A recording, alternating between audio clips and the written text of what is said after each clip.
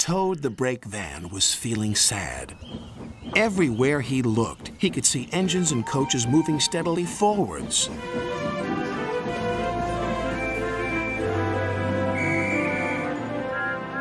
They all looked confident and cheerful.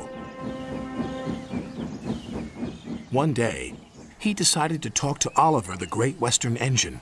I'm always going backwards, Mr. Oliver. I have forward-thinking views. I could be a leader, if you know what I mean. You can't be a leader without a train to follow. You don't have a train, Gordon said.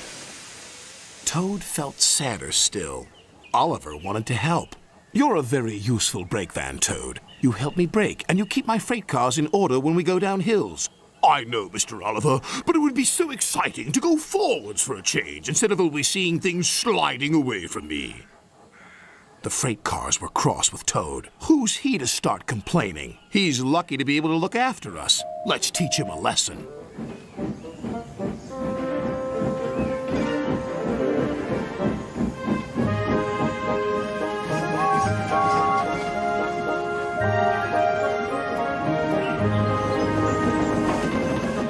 The freight cars decided to carry out their plan when they reached Gordon's Hill.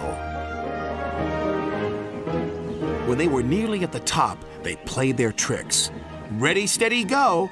And they jerked at a coupling which broke. We're making your wish come true, Toad! Follow the leader, yelled the freight cars. Toad was still in a state of shock, so he didn't know what to think, and he couldn't ask the conductor. He had jumped clear.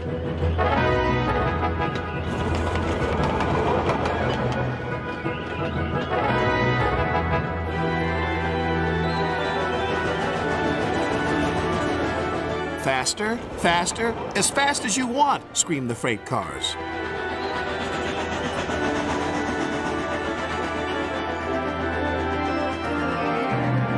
Suddenly, Toad found it fun, but the fun was soon over. A crossing lay ahead and the gates were closed. Toad couldn't stop. Worse still, Toad now realized he was on the wrong track. There ahead was Gordon. The signalman changed the points just in time.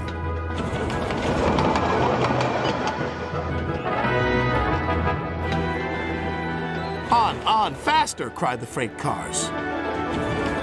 Suddenly, he saw James pulling a long, slow train. Oh my goodness! Help! Save me! A quick-thinking shunter did, just in time. What was that? Exclaimed James. The signalman warned the station master at the next station. There's a runaway coming. We'll send him into the sidings. Help! Help! Called Toad again.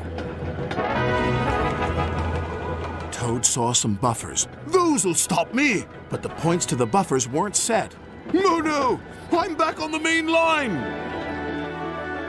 Meanwhile, Oliver was racing to the rescue. I must catch Toad.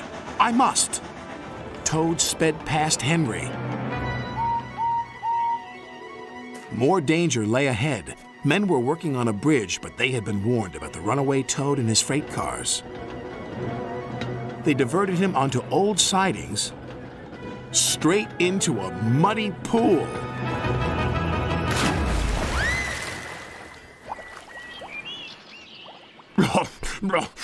Stopped at last. Oliver arrived, and when he saw Toad, he could only smile. A pond is the only place for a toad, I suppose? That night, Toad spoke to Oliver. I'm sorry, Mr. Oliver, if I caused you any embarrassment. That's all right, Toad. So what do you think of going forwards?